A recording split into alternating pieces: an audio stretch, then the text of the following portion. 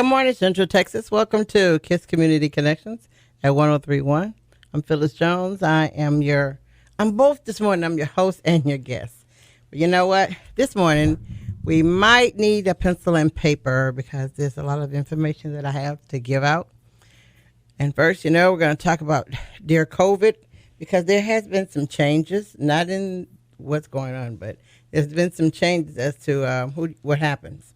Before this week, and last week, but before then, if you were positive, a contact tracer called you and asked where you had been and who, the people you had been talking to and around. And then the contact tracer would call those people and those businesses to say that someone was there.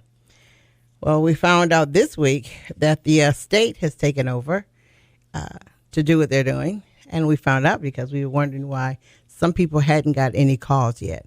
A lot of us were like, did anybody call you? Or either people were asking, nobody's called me. What happened? So we did find out that the state's taken over and they created a website. I went to the website and boy, did I get lost because they were like, it's really easy, really there. No, it's not as confusing. And other things that someone else would call you for are things you're going to be put into the website. But the website is dshs.state.texas.us. Once again, it's dshs.state.tx.us. So that's the website that you'll go to. It does have a lot of information about COVID on it. I'll admit that it does have a lot of information, but it doesn't have what you need if you need to report or, get that talk, because people who tested positive and the people they were around, they were isolated for some days. And someone called them every day to see how they're doing, what their temperature is, and all that. Well, that's not going to happen anymore.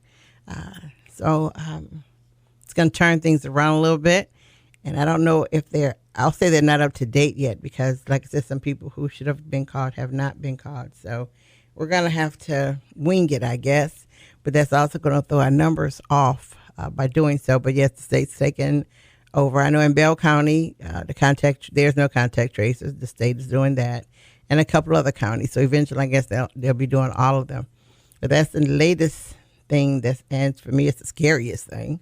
Like I said, if you want the entire state to handle the cases and call all the people, that's a lot of work, believe me, to be done.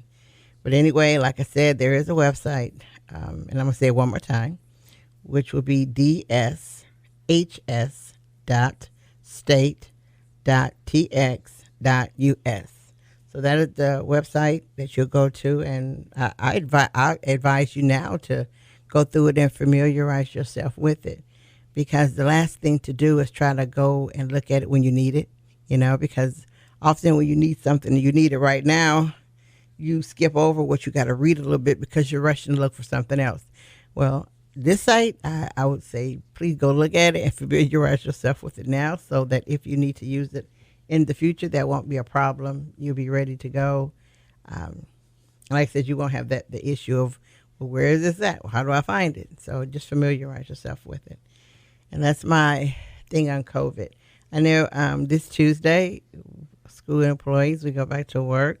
And I know some are having that, oh my God, what am I going to do? What am I going to do? I'll say just think positive. I mean, I'm going back on Tuesday. I want to see my coworkers because we haven't seen each other since March when we left for spring break. So it's going to be cool to see my coworkers. I mean, we've been texting back and forth and, Facebook back and forth, but it'll be fun to see them because that's an extension of our family, of our coworkers are. So me, I'm going to think positive and say I'm not going to get it. I'm just not, because I'm not going to be worried about it because I refuse to let it control my life. Yes, I know it's there, so I'm being realistic, but I'm just not going to let it control my life. So I hope that everybody who goes back to work next week have a safe week. Remember to wear your mask. And the other key to a mask is remember, and if you have children, grandchildren, or anybody else, once your mask gets moist, it's no more good. Now, if you're wearing reusable masks, and it's getting moist, don't throw it away, but just switch out because it's no more good. Because you got to figure once it gets real moist, it's being broken down, so it won't be any good. And if it's a disposable mask and it's moist, throw it away and get a new one. So if you're going to work, I would suggest, I'm just suggesting, remember to take more with you than you use throughout the day if they're disposable.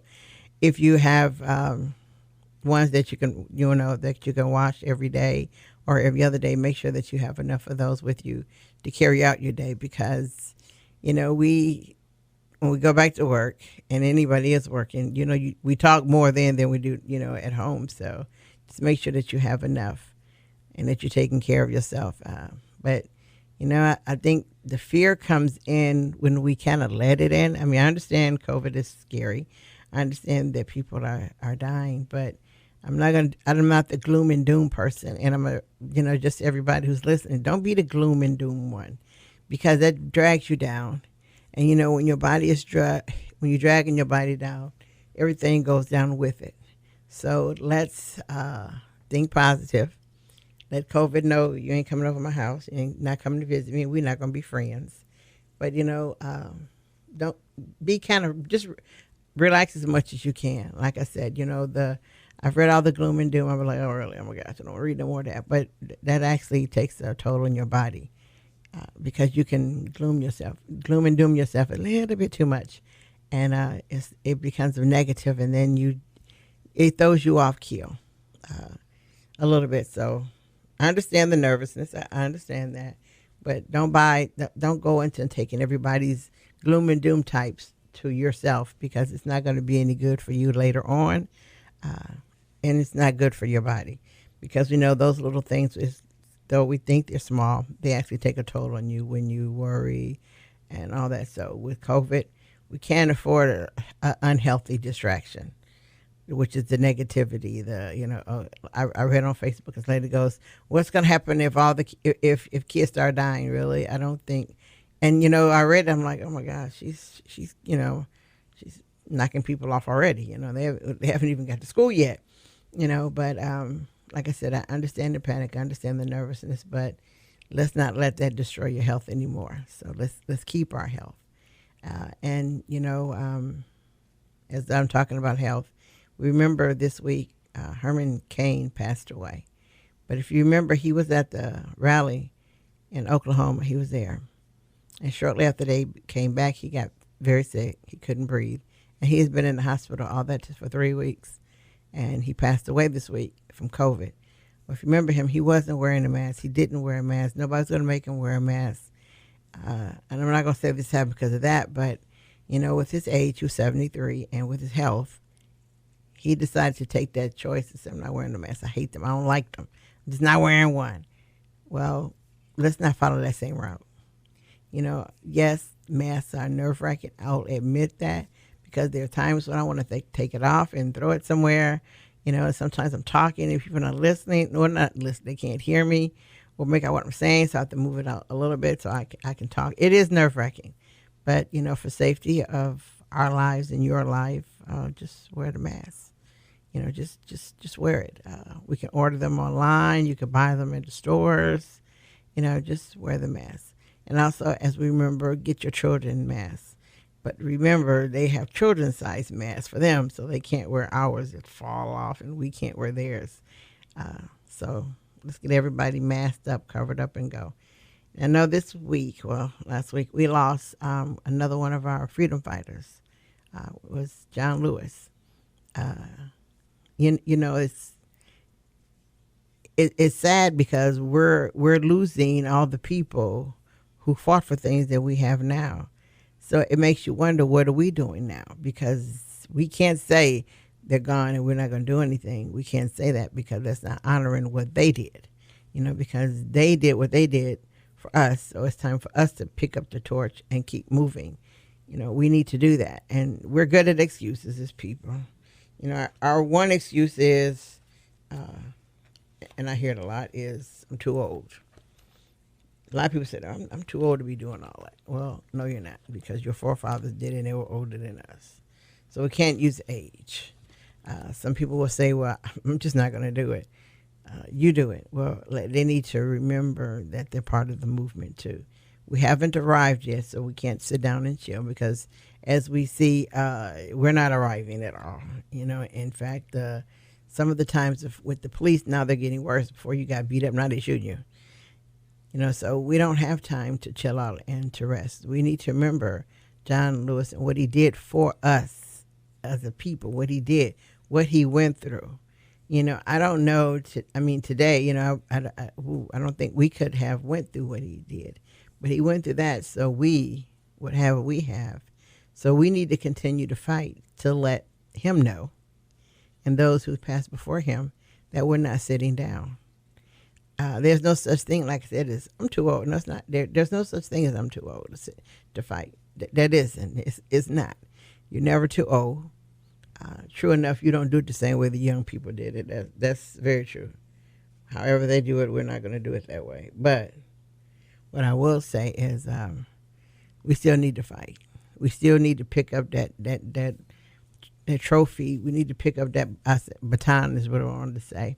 We need to pick up the baton and keep it moving. We need to pick up wherever anyone left off, we need to pick up. And we can't say I don't know what to do, because there are things we can do. There are a lot of things we can do, but you do what's best for you. I'm the one that's going to be out there protesting, but you might be the one to make the signs. You might be the one that make the phone calls. You could be the email person. So we all have a place in the fight. We just need to get into the place that we're supposed to be in and do the fight. We all know what our places are. We all know what our roles are, because we all know who we are. Not we as the people, but we. I know me. I know I am not going to... I'm not the phone call person. I'm just not. I don't want to call a lot of people and get them all together. I don't want to, because it's not me. But if you say, hey, let's get this march together, who going to walk? I'll be raising my hand. Yeah, I could do that. Walk and keep everybody in sync. I can do that. That's my part. I can do that. Email people to fuss and, stand our ground. I can do that. I'm just not the phone call person. That's just not my lane. So guess what? I'm not going to do it. But we need to learn to stay in our lane, but we can't let John Lewis pass away and we do nothing. Now in Texas, do we have things we need to do? Yes, we have a lot of things we need to do. But we have more things to do, actually, because this week I was reading about the State Board of Education, our Texas State Board of Education. And as we know, the Texas State Board of Education runs our education. They, whatever we're going to do, not do, maybe do, it all comes from them. But what I read is that they're going to uphold the rulings of the schools that are against our young men in their locks. Because, there's a lot of controversy, but men in locks, all of a sudden, it's now an issue. It hasn't been an issue for years. Men have been wearing locks for a long time. Young men also, but now all of a sudden it's an issue. And so, last year, remember, the one little boy from Texas went on television and all the places to talk about it. But his school voted this year, this summer, uphold their decision on him and his locks. Well, now our State Board of Education is agreeing for it to be done. So any school district in Texas, we have 1,100 school districts in Texas. So all those school districts can actually vote to say, about our young men in locks, and they're down there out of school. So, when I read that, I had to read it again. I really did. I read it again because I'm like, it's not really what I read. That's not what I read. I was hoping that is not. So I read it again. I even moved to another room in my house. Let me go to this room. Maybe it'll be different. I'm like, it's still the same thing. And after that, I went from, you got to be kidding me, to we got to fight back. And that night I went to the city council meeting, and it's a lady, I know her, but she had her kids with her. So, they're high school. So I'm like, perfect children. Let me talk to them. I asked them what did they think about, the bill, not the bill, what they thought about the issues of young men in locks, and they were saying our hair does not control our mind. I was like, you are correct. So I asked them what do they think we could do? And I introduced myself, and we started talking, and their mom was like, oh yeah, get them, they can be involved in it. Well, her son and her daughter, they didn't like that. They thought that was very unfair, because they're targeting one group. just the males, not the females. Females' locks can drag the floor, I suppose, but the men can't. So, I asked them, you all want to help me fight this? And yes, that was all, yes. Yes. I said, don't worry, you're not going to be outside or anything like that. But I want the young people to learn to fight, but I want them to send emails to the State Board of Education, because we all have a person on the State Board of Education. Yes, the person who represents our area, he lives in Florence. But we will email him until he just can't take no more emails, because he needs to know that we don't like this. Because if we do this, we're letting our young men down. We're saying, well, I don't care what they do with you. I'm not in this, Well, no, that's not what our forefathers died for, us to roll over on our young people. That's not it, and they don't know how to fight that, the hair issue. They don't quite know how to fight it. But that's when we step in, and I told the kids, hey, listen, if you all, I told them, I said, we're going to have a talk, a bunch of young people. I said, but if you all can do the emails, texting, Twitter, and all those other things, they're like, yeah, good. Then you all can do that, but our young people need to know how to fight something like this, because the hair issue is not going to bother me. It's not going to bother most of us. But it doesn't matter that it doesn't bother us, but it bothers our kids. Your hair has nothing to do with your education. Has nothing to do with your grades. Locks don't pull your brains out. And it's an expression of who you are and what you're all about. It's your personal expression. So they're taking away, they can't remove your clothes because, there's nothing that they can take. But they do have control of that one thing. It's called your hair. So they're taking control. Let's take control of the hair. Let's take something, because we thought everything was fine, okay, pretty good. All of a sudden, boom, the hair. And don't think that it didn't happen here in Bell County, because it did. In fact, it happened at Belton Elementary School. It was a little girl. She had a faux hawk, except for she had the, little individual little puff balls on her head. They were going straight to the, front to back, like a mohawk, but it's called a faux hawk. Well, she had been in school all day. She'd been in school the whole day. The last hour of school, she had to go to the restroom. So she went to the restroom. On the way back, who stops her? Principal. Principal stops her, asked her about her hair, told her you can't wear your hair that way to school. Took the little girl to the office, called her parents. Both parents showed up. The principal perceived the parents showing up was a threat because both the girl's parents are police officers. That wasn't exactly cool. Anyway, they had that discussion about her hair. Her mother reached out and contacted me, and she goes, what are we going to do? I'm like, easiest thing to do is first look in their book. Looked in their hair book. Their, school student code of conduct book. And nothing about hair was in that book. Nothing about hair. Nothing. And the book was written it was an old book they're using, but there's nothing about hair in there. It didn't mention nothing. Color, hair, length, style, nothing. So I asked them, how are you going to punish her for something that's not even in your book? Well, you know what? The principal hadn't looked at the book, because guess what? She told me it was in there. So she looked. She looked again. She couldn't find it. So I said, and you can't enforce a rule that's not written. You can't have a Monday rule, drop it Tuesday, add it. No, it's got to be written. Has to be written. Has to be followed. So she wasn't happy. She really wasn't happy. So she decided let's fight this. So the next person we sat with was the superintendent. And the strange thing about it was the superintendent at that time used to be our deputy superintendent. But anyway, went to him, and he was equally confused when we got there. He said I want to open up the formal meeting. And he opened it up. And he opened it up by saying he looked in the book and it's not in there. So why are we there? His question was, why are we there? Why are we sitting there when he looked through the book and couldn't find nothing on hair? So the principal, she stated her reason. Again, he said there's nothing in the book and there's nothing we could do about it. He said, but one thing is the book is old, so it needs to be updated. So he took away the write-up. He, got rid of that. The little girl was no longer suspended. But all that on just her hair. And she had been in school all day. So my last hour of school, you're going to attack me suspend me to next, and it's not even in the book. So our hair has been attacked here. So let's not think that it happened someplace else and we don't have it. It did happen here. So we need to fight so it does not happen here. So we need to stand up, and I will come back and let everybody know.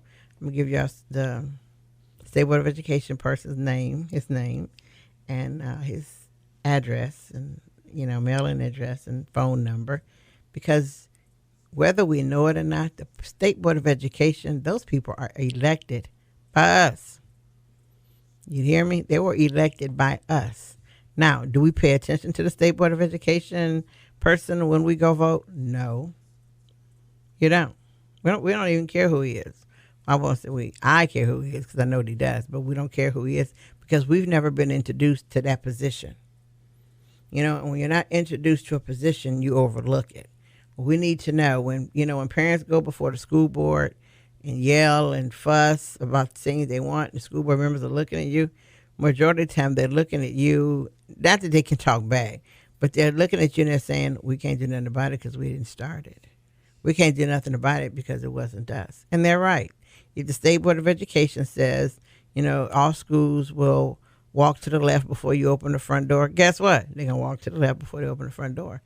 And when we have complaints about schools, we need to know who to talk to. Too many times we go yell at people who had no choice of doing what we said, of what you wanted them to do. They didn't have a choice. State board, TEA, do it. Superintendent's job is to go, okay, I got you, and to do it. Now, certain things are a leeway, but a lot of things aren't. So we need to, that person that we don't vote on and don't care to text on Texas School Board, find out who he is. He lives in Florence.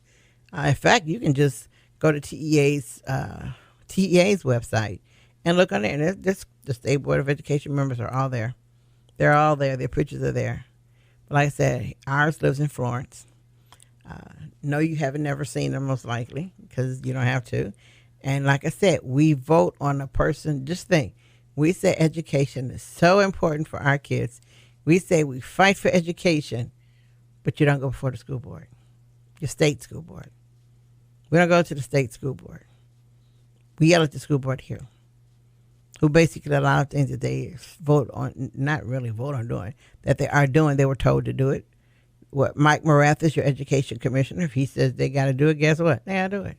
Now, certain things we do know are left up to ISDs, but we need to find out when we start disagreeing with our school district on hair, clothes, whatever else. We need to go back to find out who instructed them to do this.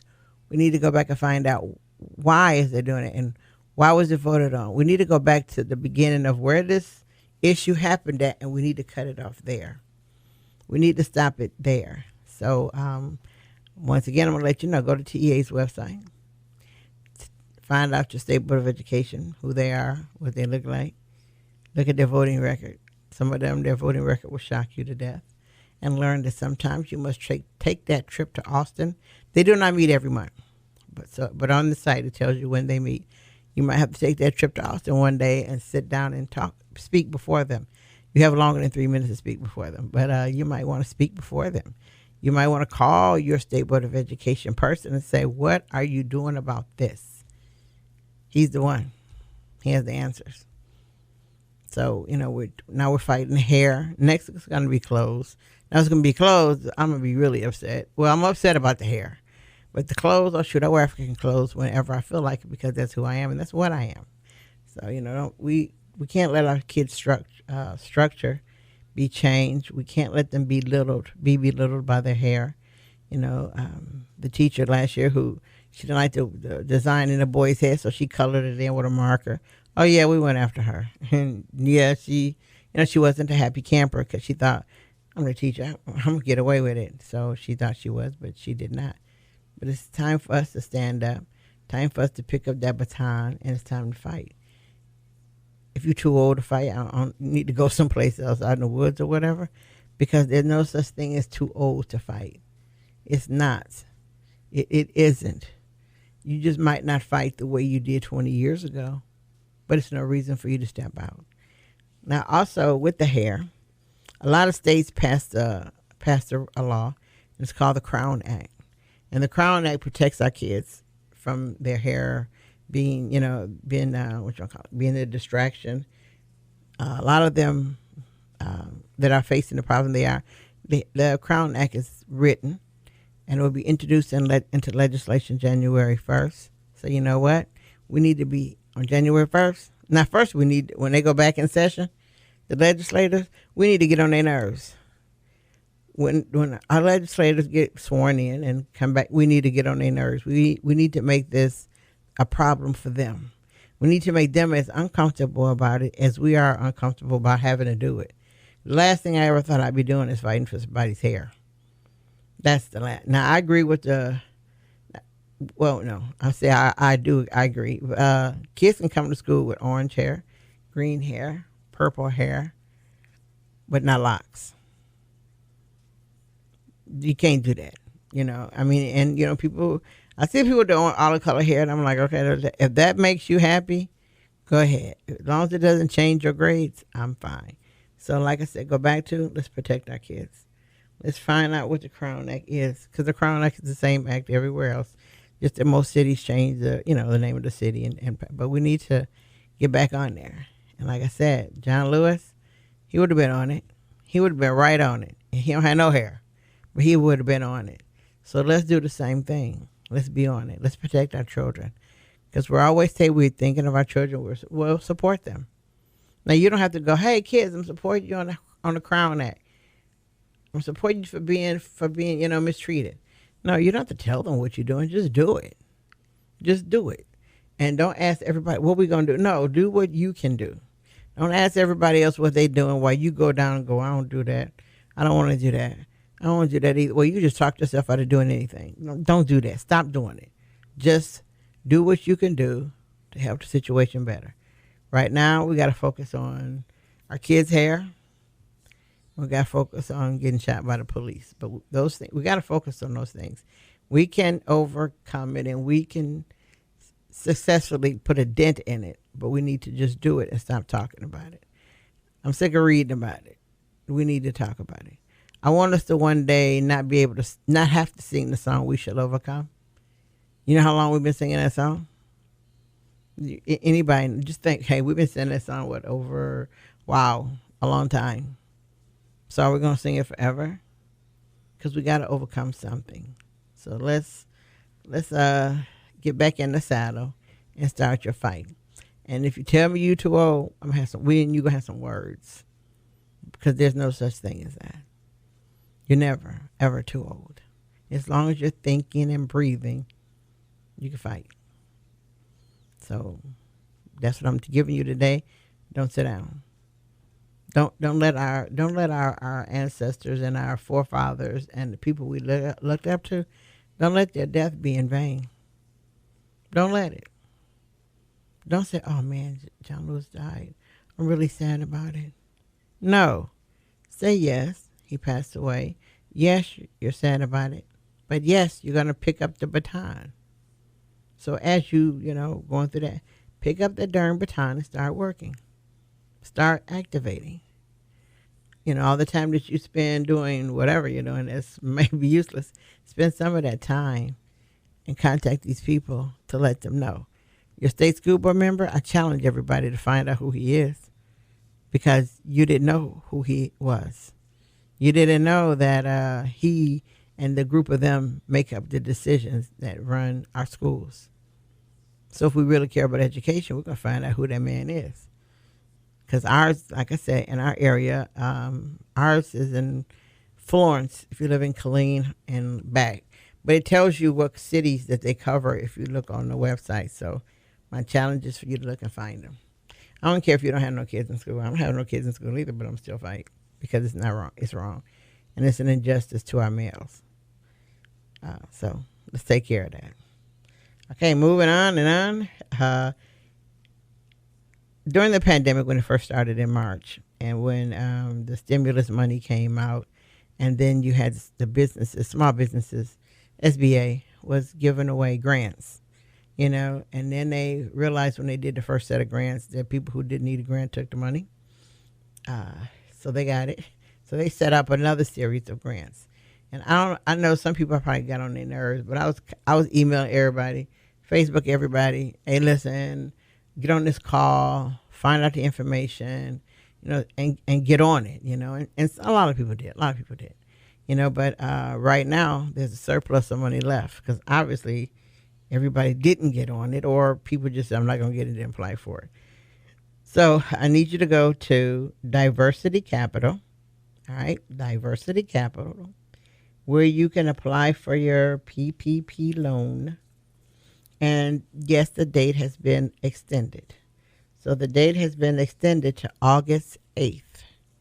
So I want you, if you have a business, and a lot of people do, and if you have a business that's not exactly doing well, because I know some businesses got to open a little bit, but we have a whole bunch of businesses that never got to open. I mean, they did the 10%, 50%, 75% capacity, but guess what? Your clubs, your entertainment places never got allowed to open back up again. Think about it. That was never on the list. So they never got a chance. So you know that they do need a loan to get themselves moving a little bit forward. So when the door does open for them, they can afford to open. So you're going to go to Diversity Capital to apply for your PPP loan, and you have until August 8th. If you know anybody who needs this information, please give it to them so that they will have it. They need to have it. Let's get it to them. Also, those of us that are that need food assistance, that deadline has been extended also. So I need you to go if you need it. I'm not saying everybody does. And also this information, if you know someone else that needs it, then write it down for them. Get the information for them. Because it used to be everybody was used to the phone book. There's no more phone books. Everybody was used to calling a certain information. Well, I don't know. I won't say everybody, but you used to be able to call the operator. You call the operator and says, I know that I need this, and this. And she used to tell you. Well, now, if you want any piece of information, you dial 211, and they will give you a lot of the information. But for this, if you need food assistance, remember, they moved the deadline. The deadline was extended to Friday, August 21st. So anybody that needs food assistance, tell them they have till August 21st, it's a Friday, to apply for their food assistance. And things must be getting really bad. Well, it gets worse than some of us think, because they've extended all these things, which means we either were not applying, we don't know, which is probably the latter, we don't know. So I'm telling you right now, like I said, the PPP loan, if you have a business, they moved the date to August 8th because there's a whole bunch of money left on the table, and we don't want them to. We leave a whole bunch of money on the table, they're going to assume that your business isn't doing as bad as you say it is. They're assuming that you're doing pretty good because you haven't applied for it. So let's make sure that no money is left on the table. Let's make sure that every dime is taken by a business, and a business of people who look like us, or the black and browns. Let's make sure that we apply for these loans. And if you get denied, a lot of people got a denial letter. Don't say, I can't reapply. Reapply to Diversity Capital. Let them know what happened to you and see what they say. Don't you be the one to go, I applied, I can't apply anymore. No, you don't know. So try. Some people got denied simply because. And it's just simply because they got denied. There was no, you messed with the paperwork. No, they got denied just because. And that's what happened. So, like I said, I need you to go to Diversity Capital. You have until August 8th to get your money and do what we need to do so that it won't go away. And also, if you need food assistance, it's been extended. The deadline has been extended to August 21st. So anybody who needs food assistance, please apply for it. Because when they keep extending these deadlines, that means things are getting worse. Because if they weren't, then they wouldn't extend they wouldn't extend it. They would just say, you missed the date, so you just gotta wait. Well, no, they keep extending these times, so we know things aren't getting better, and that we need to actually get on it. And all this is leading to something that we need to start doing. I know this is August 1st or August 2nd. I know that already. But we need to start thinking about November 3rd. We need to make sure that everybody's registered to vote. You need to ask everybody. That might be part of your day. Hey, how you doing? Are you registered to vote? We need to step it up. We need to get registered. We need to get interested. We need to pay attention to what's going on. Pay attention to your world. You can even pay attention to your city. But pay attention so that you can find out what you need out of a politician. Because I'm not, and listen to what I said, what you need. This is, like I said, this is going to be a big, huge election. We need to also remember that this election, like no other election we've ever had, you're going to be voting for the city council, school board, and your state and national elections. So you got city council, school board, Texas legislator, U.S. senator, congressperson, and president. All those people got to vote for it. And then whatever amendments that your city or your county or the state has, those will be on there too. So this time, I'm not saying you better or you should, but we need to be jotting some of these things down, because that's a lot of people, a whole lot of people that we're going to have to vote on. And even remember, even now that we're voting by computer, you still can take a little cheat sheet with you. You can still take it with you. And I would advise that we do take it with us, because, like I said, we're voting for more than just, our federal government and all that. We're voting for city and school board, and that's a lot of people. Our city, if you pay attention right now, city council, we got 13 people running for city council. 13 is a whole lot. So right now, let's start studying, for real, studying the candidate. All your candidates 10 to 1 have a Facebook page. Go in there, read it, see what they're about, and ask them questions now. Ask them. Just blatantly go ask them. Ask them questions about the budget. If you haven't read the budget, it's online. You don't have to read all 400 pages, but, read the budget. Ask them what are they going to do about this? What are they going to do about that? Ask them now. Talk to them. This is the time to do so. Who's ever running for a state legislator in your area, ask them about the Crown Act. What do you think about it? If they say, I don't know, you go, whoa. If they don't say, if you get somebody who's running for legislator and they says, I don't know about that, tell me about it. You should be taking a whoa step back, because if you're running for office, you need to know what you're facing when you get in there. So they can't study later to figure it out. They need to be facing it now. I know you're going to say they don't take office till January, but they have a whole bunch to learn, and that's part of what they got to learn. So find things that you want passed, that you want done, and begin to contact these people now. Because when the kickoff begins, the kickoff for elections that are in November are typically Labor Day. Labor Day is normally the kickoff season. Well, you want to talk to some of these candidates before kickoff season, because once that kickoff season begins, it's going to be a fast road. The road is going to be real fast. Everybody's going to talk to them. They're going to make appearances. It's a lot to do. So you know what? Let's ask the candidates who are running now. Go to their Facebook page. What do you think about this? Go to the city council. All 13 of them should have a Facebook page. They should.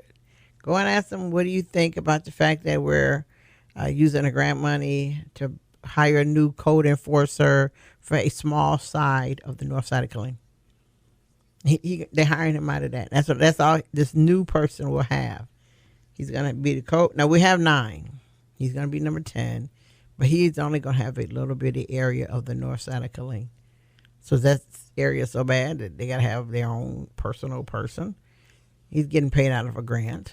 So what's going to happen when the grant is finished? What's going to happen next year if they apply for the grant and he doesn't get, and you don't get the grant for him? Is he going to be let go, or is he going to just come up under the city? I mean, ask those questions. We pay $100,000 a year for a lobbyist when we have a staff person in Killeen that's paid to be the lobbyist, part of her job. Yet we paying somebody else $100,000 a year. And when we ask the city manager, she's like, "Well, just think what they do." Well, let's see. Our state legislators are only in office a short time. They're only in there for a short time. Your legislators only make $7,500 a year. Your lobbyist, we're paying this is $100,000 a year. First of all, he's not there every day. He's not lobbying every day. He's only lobbying what the city wants. So the city's giving him, this is what we want. So he knows what the agenda is at the Capitol. He's not there every day, all day. There's no reason for him to be there. So why are we paying him? What do your city council people, the candidates, what do they think about that? Or heck, do they even know about it? Have they read the budget? So we need to get those answers to those questions, and we need to get them done. We need to get them now. So right now, it's a good time to talk to a candidate. Legislative candidates, what do you think about the Crown Act? Like I said, if they look at you and say, "I don't know what that is," well, okay. You give them some time to answer you at a later date. But first you got to go check one. He doesn't know what that is. And remember that. We need to remember when candidates stand up and say, "I'm working for you." Well, if they didn't talk to you, they're not working for you. Think about it. Just think about it. And also, when we talk to our candidates, don't ask the cutesy little questions. I'm serious. Don't ask the cute little questions. Ask questions that's going to knock the candidate to the wall, and they got to really search and think for that answer. Not something, "Oh, yeah, we'll do that." Oh, people, "Are you going to raise taxes?" Why is that your favorite question? No. And they get off with that one. Well, they can't tell you that answer because they haven't been in it yet. But we ask cute questions. What can we, how we're going to do, what we're going to do about creating jobs for the black and brown people. You ask a candidate that who's running for legislative, Senate, or Congress after they get out the floor because they don't want to be forced into answering that question. Yeah, ask them that. Ask them that. Your city candidates. Ask them why. Okay, the Killeen Community Center, which is now the Rosa Herford Killeen Community Center. I don't know if you know it or not, but it's going to close because they're going to do construction to their building. And when it opens back up, the gym, and then there's 2 rooms off from the gym, those would be for the community. The rest of the Killeen Community Center is going to be Senior Citizen Center. Excuse me, I have a problem with that. I don't even live on that side of town, but I got a problem with that because for 18 months while this building is shut down, the kids who live over in the area won't have a community center to go to. It's not going to be there. They're going to have to all the way come over to Lions Club Park, to the rec center. Can all of them get over there? No. Is there a bus to take them over there? No. So what's going to happen? Some more idled kids. More idled kids. So it's time to attack the city council. Hey, yeah, we're not having this. This is not going to happen. How many of you knew it? No, because it's not in print yet. This Tuesday, can you go to city council and talk about it? Yes. Because once again, who are we talking for? Our kids. They need a place to play basketball. They need a place where they can, meet with me. It's a man here who teaches kids chess. Well, they're going to take away his chess room. We'll have people in there that are doing things for kids, and now they're going to take it away. What are we going to do about it? Are we going to sit at home? Are you going to say, well, it's a movie on television, I need to watch it. I'm going to need to watch Netflix and all these other flicks. I need to do this. Oh, man, I fell asleep. And the excuses I'm sick of are I fell asleep and I'm old. Then the people go, I'm tired. So get some rest and get up and go. But it's time. So, I said, what does the city council have in place of the community center, going to be closed for 18 months? Now, they're estimating 18 months, but as we know, with the weather and the rain, that 18 months is going to be a little longer. So then the building's going to be shut down. So what are we going to do? Once again, it's for our kids. And us too, because the community, we used it. But see, those little bitty things are going on. And what are we doing about it? Not doing anything. We're not really talking about it. Why? Who knows? But we need to back and we need to focus. We need to stop being distracted too. Oh my gosh. Because when they have us arguing about something over here and the news keeps gearing you over there, you need to realize something's going on the other side that they don't want you to know or talk about. So I'm going to leave you over here. I'm going to put you over here on this side. And this is where I'm going to leave you because I need you to stay there. Where I talk about this and get this done to the right, I need you to stay on the left. So we're easily distracted. We need to stop. We need to stop. If we're talking about the blue skies and you come in and so the water's a little darker today. Don't run over there and look at the water and stay there for the next 5 days. You're talking about that. Go back over there to what you were really talking about. So let's stop being so distracted. And I watch it. I'll read Twitter and I'll read Facebook, and I'm like, how are people on a whole thread of a conversation or something that's not going to happen?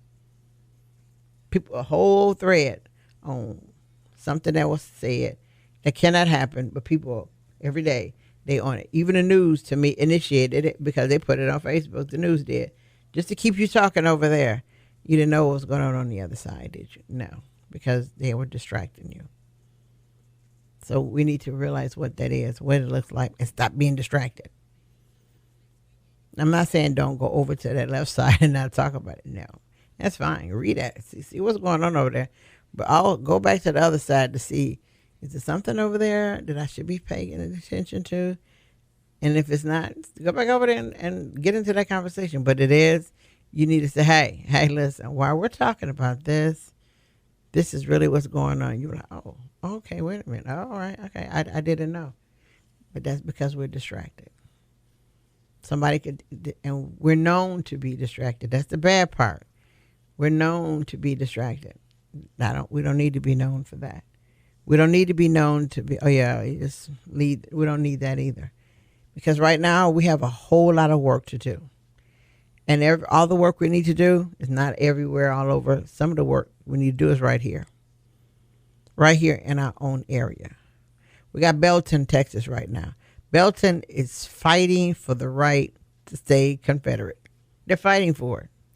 I mean, they have a park called Confederate Park. They did agree to form a committee to rename the park.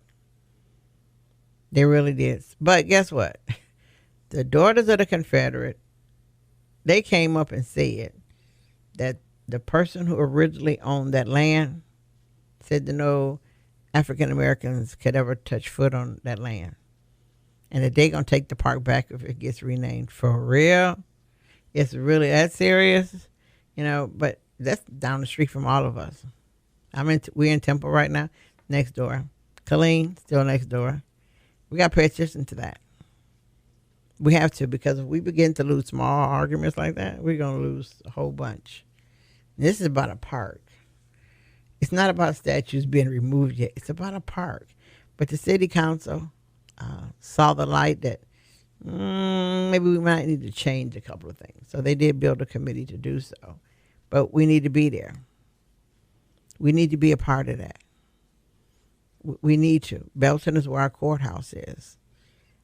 I would say the capital of our area would be Belton, because it's the courthouse there, county judge there, the commissioners meet there. A whole bunch of things goes on in there that pertains to us. So we need to watch what they're doing. We need to watch what's going on. I didn't say run over there and help, but watch it, because it could come to us. Now in Killeen right now, no, we don't have a Confederate Park. We don't have all the symbols and everything like that. But you know what? Some people who live here got the mindset. So, like I said, don't think that just because it's happening in Belton that it can't happen here. Don't think that. Don't say that. We just need to always keep our eyes open, our ears to listen and to hear. The most important thing is I want you to hear me, not so much listen to me. I need you to hear me.